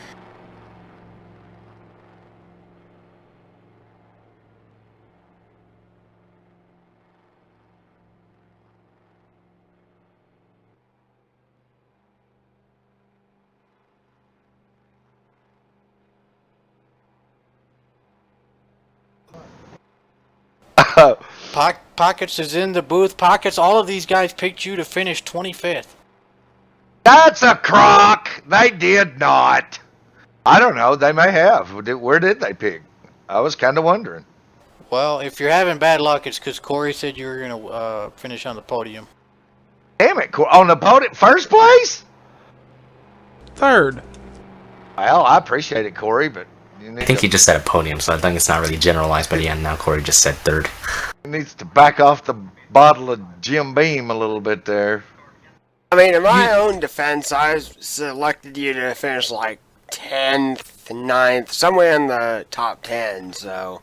Well, I'm going to try to win, so I appreciate that, Corey, but I mean, this is a tough field right here. I mean, we got some high-caliber racers like Robert Balcom and Corey Carpenter in the house, as well as the infamous Texan and Chevy Chase, always up there to the top. So we're just trying to get my damn lap back right now. So we'll see how that works out. You are the only car a lap down, actually, so I don't think you have to worry too much. You just gotta hope for a caution now, so... Well, the way it's going, it looks like that's probably going to happen, but my luck, they'll go green from here, which we'll see what happens. So how tough is it to, you guys had that long green flag run, you had green flag pit stops. How tough is this car to drive on 25 lap old tires? It is a handful because, you know, like that last sequence, I had to drive it until the right front tire. I got the warning from my spotter that my right front tire was about to blow. So I had to actually hold my breath for one lap coming around the pit so I could get tires. And, you know, the tire wear tonight here at Kansas seems to be a little more extreme than we have seen in the past. I don't know if it's because it's the fall and the track has kind of, you know, it's getting older and the surface is getting a little rougher, but this, I love this track. This is, between this and Chicagoland, this is my favorite track. I love this track. I love the racing. And we're just out here trying to see what we can do, play the smart game and stay out of trouble. We haven't even got a scratch on our car yet, so we've been fortunate. All right, green flag away, 40 laps to go. See if, get out there and get that lucky dog. I'm going to try my best, guys. Y'all have fun. Thanks for everything y'all do. We'll see y'all hopefully after the race and up on the podium somewhere. Yep, good luck. Good luck, man. Here we go, pace car's off.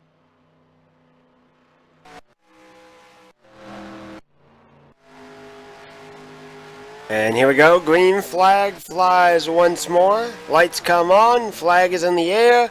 And a big push and move to try and take the top spot. Texan jumps out to the lead. Momo coming below Larry Yeager there. Look at this, Rick Johnson running in fourth. We don't know how much damage he has on that car after being involved in a couple different cautions. I've taken a look at his pit stops. It appears that there's not a lot of damage to his car. But even though they can fix it... Oh, there goes the 91, spinning out of turn 4, clobbered hard Craddock by the 22. And they are crashing behind the 2, almost upside down. And it's another huge crash down the front straightaway yet again. Looks like turn 4 has been a bit of a calamity corner, to be exact here, as the caution is waving yet again. And guess who's the lucky dog? BSR Pockets. And DJ Champ stuck in the grass. That Muddy grass there. Yeah, that wet, muddy grass from the rain that we had earlier today. Causing havoc for a couple of these guys. Let's head over to the caution rewind screen. And let's go see this big wreck.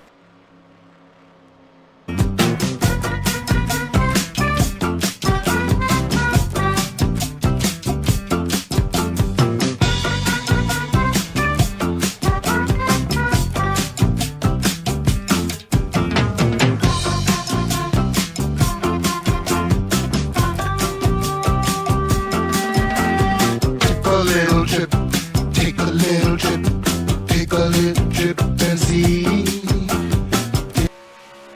Here we go, looking at DJ,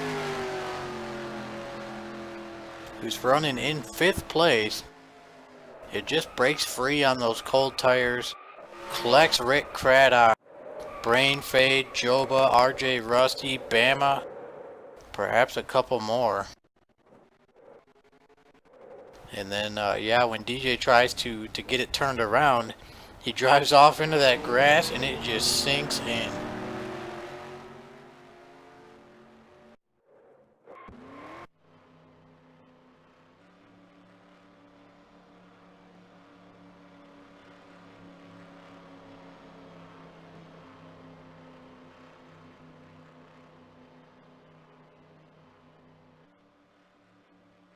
But like I said, that has put the 38 back on the lead lap because of that caution flag, I believe. So that's going to be good for BSR Pockets. Now he has more opportunities to gain track position here and points.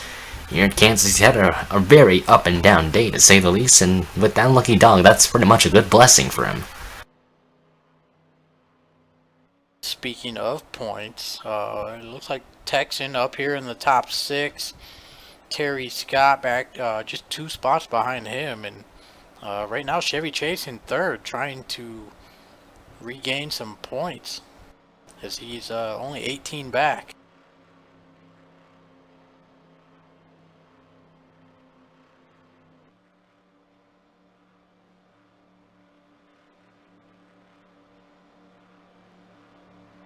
Now, the grand question is we saw almost half the field and all lap down.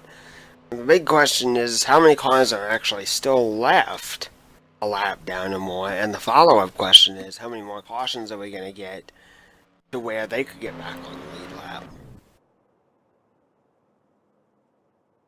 The next time, if we have another caution, the next lucky dog would be the 2, I think, RJ Rusty. Who is 2 laps down. Oh, man, it looks like, yeah, DJ Champ has just retired.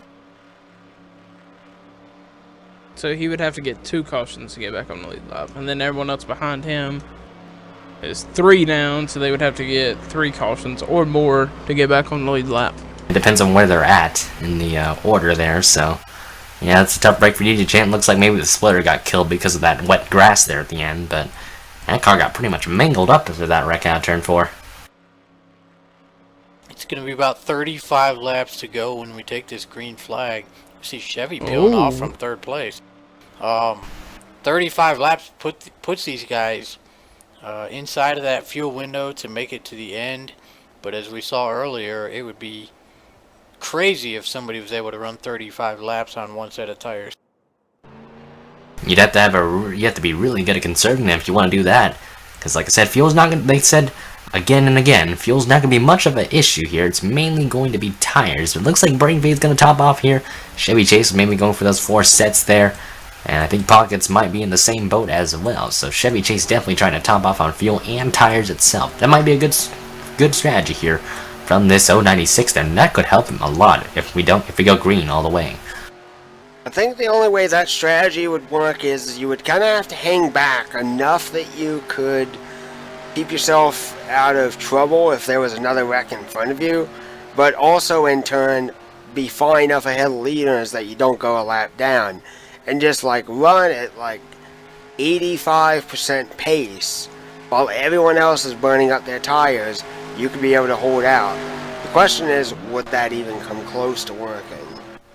But before we go green, you also got to remember the top 2 right now have been out on some older tires. The 30 pitted a couple pit stops ago, a couple cautions ago. So really the cars that are pitting on this last batch would start at the 201. And he pitted the last caution, so... Here we go, pace cars off, lap 74, green flag. Ooh, someone really stacked up the field back there. That was SR5 there. He really stacked up that inside. And they're crashing. Oh no, it looks like Chevy was involved. No caution. So far, we're still green. I'm wondering if at this point that there's contact for 2nd place. I was gonna say, I kind of wonder if the flagman is just now like, you know what, screw it, I'm done throwing cautions, let them wreck it out. Ooh, they stacked up though. Momo gets sideways in front of Kilojoules. Killa's able to avoid him, but that's gonna cost him a spot. Look how stacked up the field is on back from 5th. Balcom's trying to get around Kilojoules. And while Corey Carpenter's trying to hunt down Axel Foley, look at the run he's got out of turn 2. Wonderful exit from Corey Carpenter. And here they come, thundering down the back straightaway. Carpenter, like a bull with horns, is now trying to take the lead away, and he does. Corey Carpenter, our pole sitter, BSR debut, and my pick to win, reclaims the lead with 32 laps to go.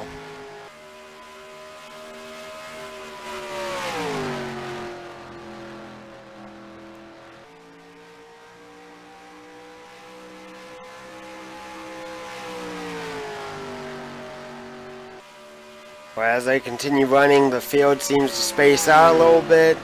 Hopefully a little bit less checkups will be involved, and maybe, just maybe, this race may go green to the end.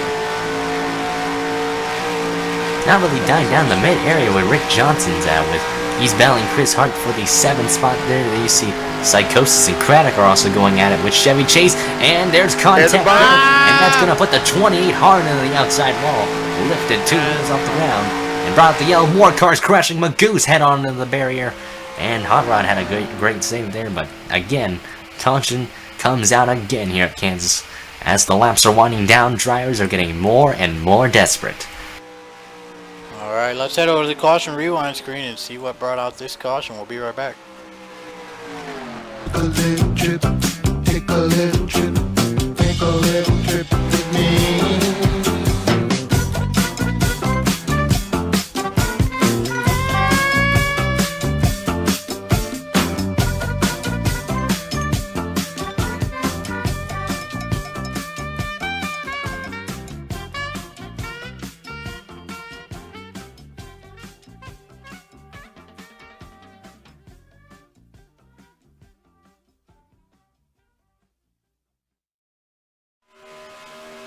Here we are taking a look at the replay.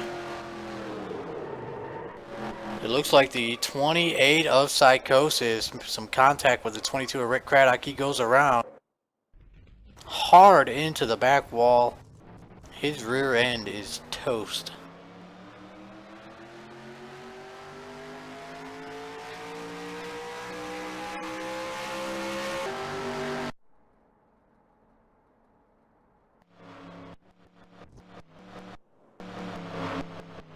Looks like everybody on pit road here. RJ Rusty is he's gonna stay out. He's a lap down. He should be your lucky dog.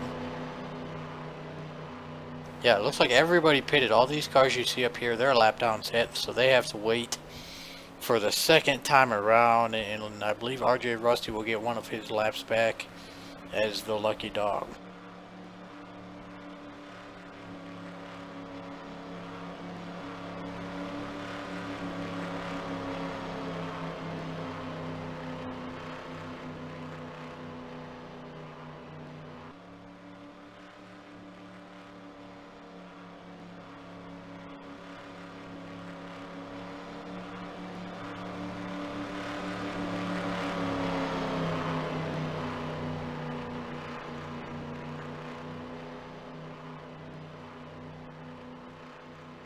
As I run with only about 30 laps to go. Possibly a few cars maybe coming into the pits. Yep. A couple of them are going to go for that wave round. The big question is how many more cautions are we going to get? How long of a green flag run are we going to have? I don't know, but SR5 took him a gamble. Got two tires on that pit stop. Came in pit road 15th. Came out the leader. I remember a two-tire strategy at Charlotte. It didn't really work out here.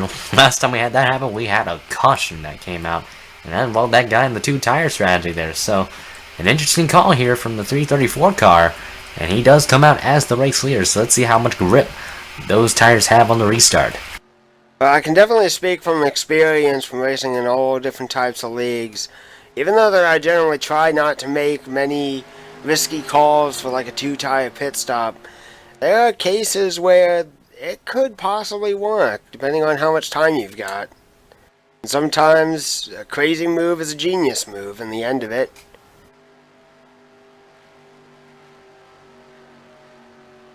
That is also true. Right now we're on the point of, well, Corey Carpenter said some guys could run 20 to 25 laps on a set of Goodyear Eagles. We're right now at the point where if they pit right now, some guys in the back, some stragglers coming pit now, they'll be able to make it all 25 laps on a set of Goodyears. And now SR5 heads back down pit road. Excuse me, I was looking at the wrong car. SR5 is still up there. That was Steven heading down pit road.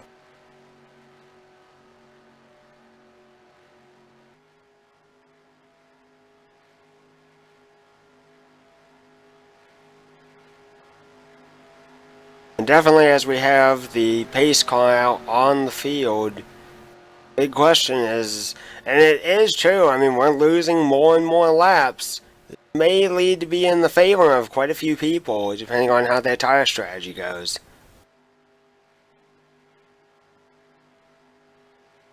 There's a problem on the 40. The 40 is barely rolling in turn 4. Yeah, well, I don't know what's happening with that car. It's gradually slowing down, and it's going to stop on the track. That might bring out maybe an extended lap of caution here, but that's not good for Willits there. And, well, he wasn't really having the best of runs there, but that's not going to help his case whatsoever. Lights out, looking to go green on lap number 82. 26 laps to go. Corey Carpenter going to be on the inside of SR5 here. And yeah, Kyle Willits still rolling on the apron. Possible electrical issue, some type of steering. There he goes. Waiting for the field, actually. EOLL maybe. Yep, here they come to the green flag yet again. Corey Carpenter with a great start that time around. And he got her past the 334 on that restart there. I don't know if that'll give him a black flag or not, but Right now, those two tires doesn't look like it's going to be paying off here as Corey Carpenter is going to blast his way to the lead. Oh, right in front of the field. Oh, Hold on to it. No, he's not able to hold on to it. Still in the wall. Just keep it up in the wall. Keep it up in the wall and straighten it back out that way. It's a lot of front end damage to that 334 car, though. At this point, I would just suggest staying to the very, very top of the racetrack because you still have a massive pack of cars right behind you. Run the risk of running you over if you're too slow.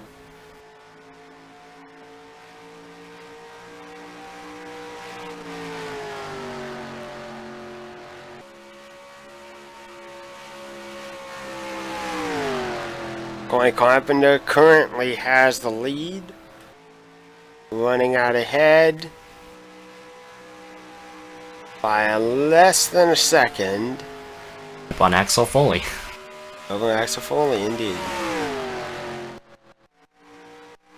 Definitely, without a doubt, we have not talked much about Axel Foley tonight. Definitely a solid run by him here in the later stages of this race.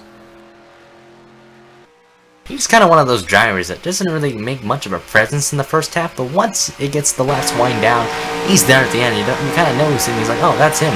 Where'd he come from? You know, he's one of the closing guys. Certainly can wrap up something well in the second half of the going here. Axel Foley running in second.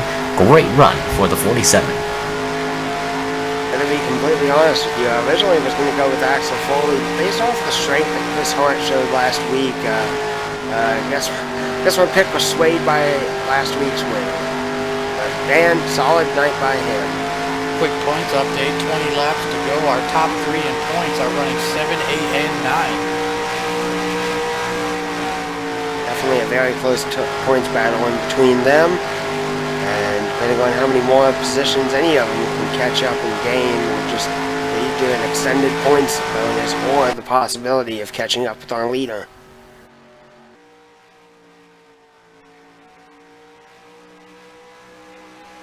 Rick Johnson doing a really good job of keeping that car up there in the top 5 after... I think he's hit everything besides the pace car. Yeah, he's had his share of bad races, or bad luck here in this race so far. Well, he found contact with Chris Hart and a couple of other contenders there. And, well, certainly, or actually it was Bama, I believe, that he made contact with, actually, that initiated that caution. But Rick Johnson, like I said, on a great recovery streak here. And you see, look at the 54 trying to dive into turn 3 there. An aggressive entry from Momo there, not able to get it. But Rick Johnson, one of the more conservative drivers I consider in the circuit here. You might expect him to maybe catch one of those contenders up there in the latter half of this race. Texan is running in 7th place in front of those other two points contenders. So right now, Texan doing everything he can to extend his points lead. Trying to get by Momo here. Well, we got Robert Bolcom, Kilojoules. They're closing in on Axel Foley for 2nd place. Oh yeah, and they're running faster laps than our race leader. These boys are flying out here. Cars in trouble on the backstretch. Still no caution. Joba's in the grass, as well as Winter Heat. So those two, they're going to be in danger of getting in a lap down rather quickly there as Corey Carpenter rounds out turn number 2. Axel Foley still running in that second spot, but Balcom and Kilojoules are going to be hounding him down slowly but surely. Speaking of fast laps, let's see who's run the fastest lap of the night. Oh, it looks like the 66 Terry Scott fastest lap of the race, followed by Corey Carpenter, Texan, and Chevy. Now the big question that I have as I'm starting to think about it is you know, we're getting closer and closer to the end of this race, but in turn you're also wearing out your tires. My question is if you're like in 5th place or so, like good old buddy Rick Johnson is, my question is this: do you want a yellow flag to come out so you can come in and get tires and have a little bit of a better chance to run as a short run car, or is it better to stay out, keep it under green, and just hope that your competition ahead wears out their tires so they have to pit, but you in turn are putting your own self at risk by wearing out your own tires? Well, I definitely think if there's a caution this late in the race, certainly we're going to have a lot of takers down pit lane. I don't think many will stay out because they know that they're going to be basically a sitting duck on the restarts here, and I expect some drivers will actually make grill tape adjustments to the car to make that car a lot faster in terms of aerodynamics, on straightaway speed there, and in corner speed possibly there. So I expect a lot of them maybe take it, but right now it's still a good battle. Corey Carpenter still holding a comfortable lead over Axel Foley, with Balcom in third, Kilojoules in fourth, and Rick Johnson rounding out your top 5. Here we go. Winter Heat goes low, goes a lap down after getting the lucky dog a handful of cautions ago. But look at this battle for second place now. Axel Foley, Robert Balcom, and Kilojoules. Balcom to the apron, to the inside. Not quite able to get there yet. Yeah, but once Foley slides up the hill, I think that's when the 118 is going to have the advantage here. And out of turn 2, yes he does. Balcom takes second away, but look at the run Kilojoules has.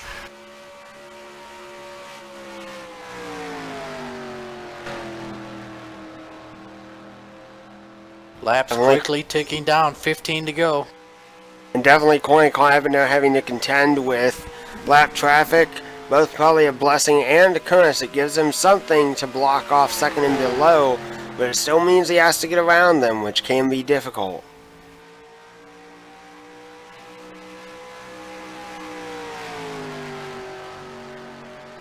Blake, to your previous point about cars maybe 5th, 6th, 7th coming back, they want to see these guys wear their stuff out.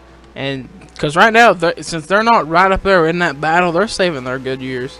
They're trying to wait to the end of this thing and try to squeak a win out that way by, you know, saving their tires just that ever so slightly, because these guys might have to pit and get 4 fresh Goodyear tires if they wear theirs out too much. Yeah, I was referring mainly to Rick Johnson because, I mean, you know, we've raced against Rick. We've seen how he operates, and and as we've all mentioned, he's pretty good at tire conservation. But you look at guys like Corey Carpenter, who's just been the class of the field in terms of leading most of this event, but he himself said earlier tonight that he's more of a short-run car, not a long-run car. Yep.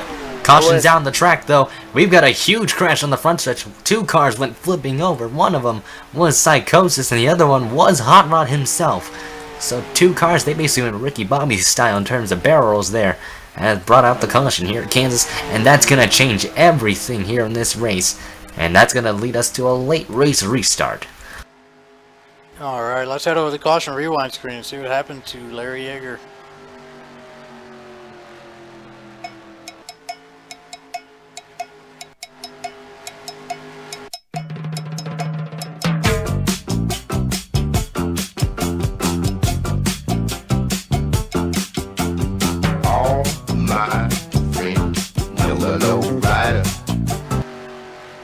Here we are watching the 65 car.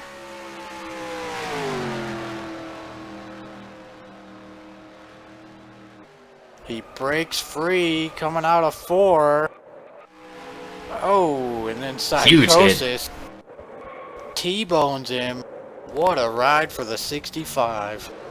And he ends up on all. And the 28 was slipping as well too. What's crazy is the 65 ends up back on all 4 tires facing the right way. The pretty massive impact though to the side of that 65. That was a passenger side hit. Thank goodness it wasn't the driver's side. That would have been pretty huge for Hot Rod, but still a rather violent wreck for Hot Rod there. So here we go. Caution's out. 10 laps to go. Pit stops are underway for this final 10-lap shootout. Let's go ahead and check in with our sponsor, Drunken Cow Jerky, one more time, and we'll be right back.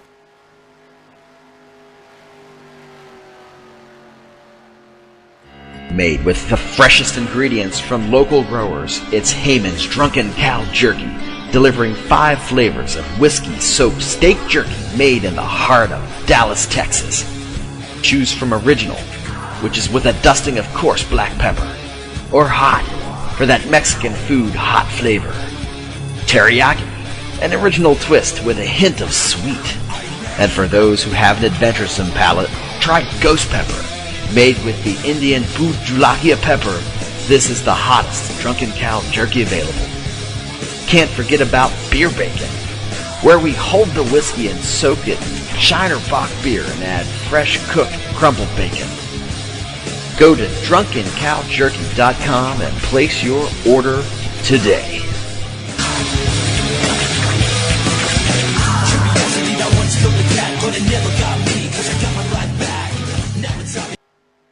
And we're back. Corey, you said your favorite flavor is Ghost. Have you nailed down the pronunciation of that Indian pepper that's put in there yet? Nope, sure haven't. I think it's Fujulakia, but I could be mistaken still. I don't know. We'll have to next time we catch BSR Beezer over here. We'll have to get a word with him. He is the spokesman that you hear on those commercials.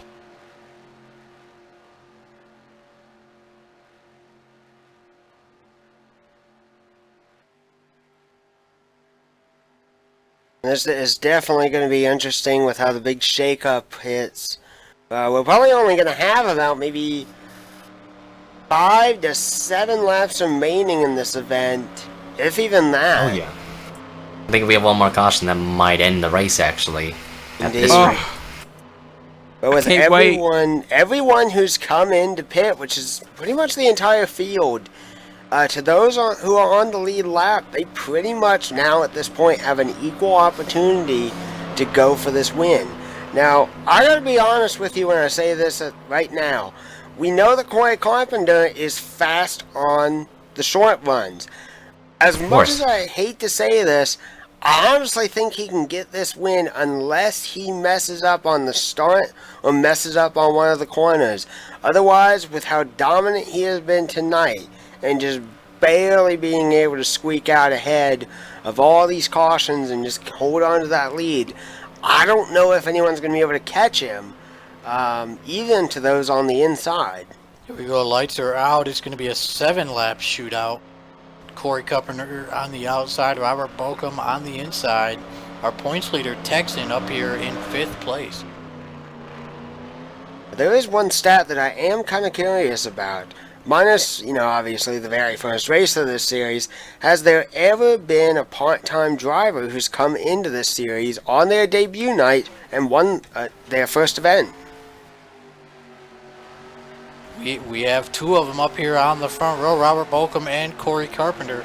Both of them making their BSR debut tonight. Can one of them pull off a win in their first race? It'd be quite fun and entertaining to see a first-time winner here in Bomb Squad Racing here. And history could be made between these two. Corey Carpenter's been dominant, but Robert Balcom's been consistently in the top 5 all race long.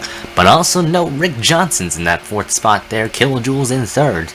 So a lot of the drivers you normally don't see as regulars in this series are running in the front of the pack, with the exception of BSR Texan in that top 5 there, the points leader coming in. He's got a lot of points to gain on the line.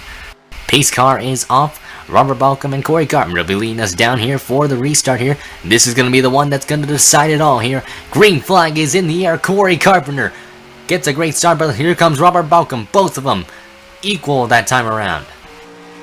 Carpenter to the outside, Balcom on the inside, side by side as they go into turns 1 and 2. Balcom goes up the racetrack. Corey Carpenter's got the advantage, and he takes the lead away. Corey Carpenter holds on, and Balcom's going to hang back in 2nd. Kilojoules and Johnson battling for 3rd. Rick Johnson up top. Chevy Chase and a couple of others in the back also trying to get themselves positions. But Texan coming into the picture there. He's going to try and take the spot away from Rick Johnson. Most of the leaders come down onto that inside strip. Off they go into turns 1 and 2 once again. Everything clean thus far. The green flag still waves. Yeah, these guys know they got to go now because the caution's probably going to end this race with only 5 to go. Yep.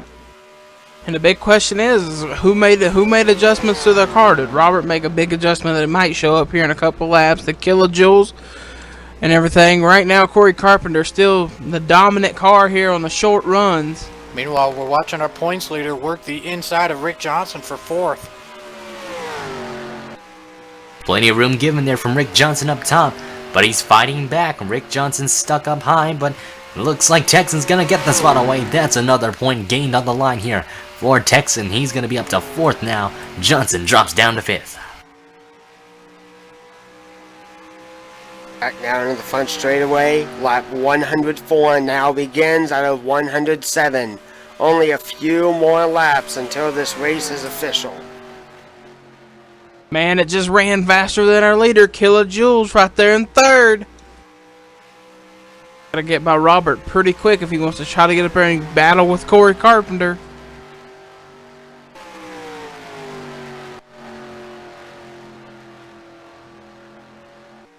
All cars pretty much lined up single file, nose to tail.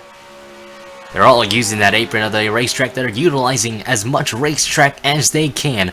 Robert Balcom's got only 3.38 seconds behind Corey Carpenter. He's got to reel him in fast here if he wants to have a shot. He's way up the track, and he hits the wall, and here comes Killjoules down to the bottom. He's going to take the runner-up spot away here, and Killjoules is now up to P2.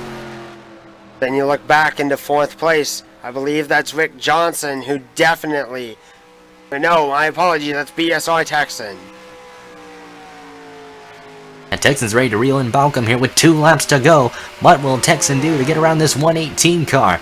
Meanwhile, Corey Carpenter's still holding a comfortable gap, and Balcom hits the apron off of turn 2. Here comes Texan down to the inside.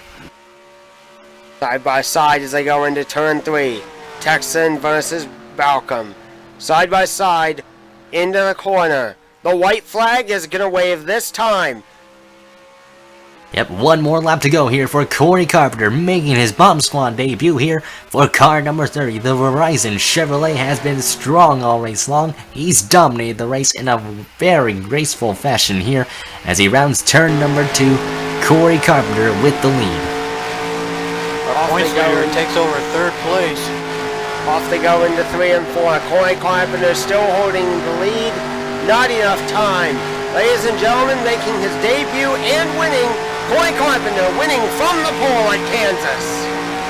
We got a car blowing up down across the line. That is Axel Foy. Looks like the grill tape has finally made that engine expire as they are crashing down to the front stretch. Oh, still wrecking. hard. Huge crash into turn 1. There's And it's all already everywhere. over. It's not going to matter now. But what a race there. Corey Carpenter, not Randy Carpenter, but Corey Carpenter is a race winner here for Bomb Squad Racing. What a job and an impressive run for Corey Carpenter. It's all over the racetrack.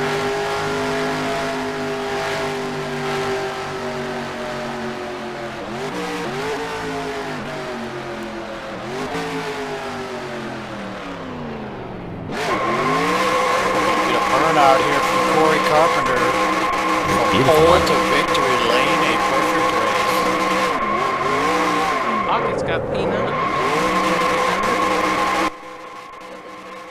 Well, I actually did project that Pockets could get 10th or 9th or somewhere in that range, so I think I was closest.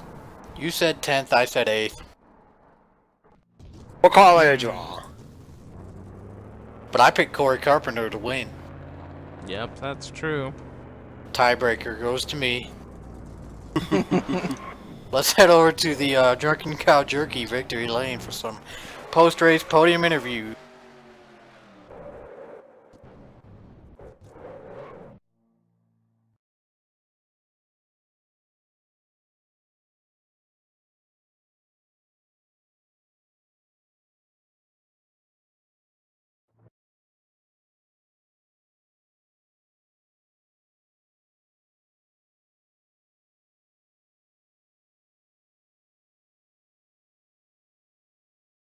Alright, here we are in the Drunken Cow Jerky victory lane. We're about to interview our podium finishers live from Kansas in the Thursday night Cup Series at Bomb Squad Racing. Let's start off with our pole sitter and race winner. My pick to win tonight, making his BSR debut, Corey Carpenter. Congrats on the win. Tell us about your race. Thank you. And the racing was fun. I had a blast running out here. Just open setups, like I said earlier, is just a different animal. You got to approach the race with a different mindset than a fixed setup race, and it was just a lot of fun. I'm glad that everybody, the race ended under green like it should have, and at the end of the day, then I think I just had the best short run car. Corey, we had a rash of cautions there for a while. Were you getting a little nervous? Not really. I didn't really want that run that started with about 28 to go, 30 to go green. 'Cause my tires, I feel like my right front tire was just hurting a little more than anybody else's on the long run, especially the front runners. And if it would have went green from there, I was a little worried. But once that last caution came out, I was pretty sure if I had a good pit stop, then I'd come home with a win. Guys, did you have any other questions for Corey? Honestly, no. To be honest, that was a very dominating performance, and congratulations on your first win here. Solid run tonight, and enjoy the victory lane. Yeah, thank you very much, guys. Before I go, I want to say thanks to Pockets and Chris Hart for dragging me out tonight. I hadn't even really heard of half of these people that I raced with tonight, but it's a good group of guys. Glad to see that on the other side of the community, this game's still going strong. And thanks to Chris for the setup. It was, without that, I don't know. That thing was pretty fast. Alright, moving on to our second place finisher tonight, the 029 Kilojoules. Killa, you were wicked fast out there, man. Congrats on the second place. Tell us about your race tonight. Well, I was practicing trying to get the car a little faster, but I just kind of gave that up. I went for more of long run speed. That last caution killed us. It just took too long for the car to come in. If that thing would have went those last 20 laps green, I think I would have had something for Corey. It just wouldn't go for about 10 laps. Killa, we saw you doing a lot of battling with Robert Bokum tonight. Tell us about that. It seems that no matter what league I go, what race I'm in, me and Robert are always near each other. I almost wrecked it a couple times. The thing was really loose the first couple of laps going into turn 3, and it just seems like every race I'm in, Robert's right there around me. I guess you could say it's kind of like a little bit of a rivalry. We're always near each other racing. Well, you did a good job. You came out on top in that rivalry tonight. Any shout-outs you want to give? Yeah, as always, I want to thank you guys in the booth right there, Pony Express, for putting on the broadcast. I also want to thank BSR for letting me race with y'all, and also give a shout-out to Drunken Cow Jerky for re-upping on the sponsorship for next year. And congratulations, Corey, on the win. I don't know if you heard me earlier, but congratulations, Corey. Alright, moving on to our third finisher and still points leader in this Thursday night chase for the Cup. BSR Texan. Texan, you come out of here third. You finish ahead of Terry Scott and Chevy Chase, so you're going to extend that points lead significantly here at Kansas. So it's only, we're halfway through the chase. You got a pretty good lead going, but tell us about Kansas for you tonight.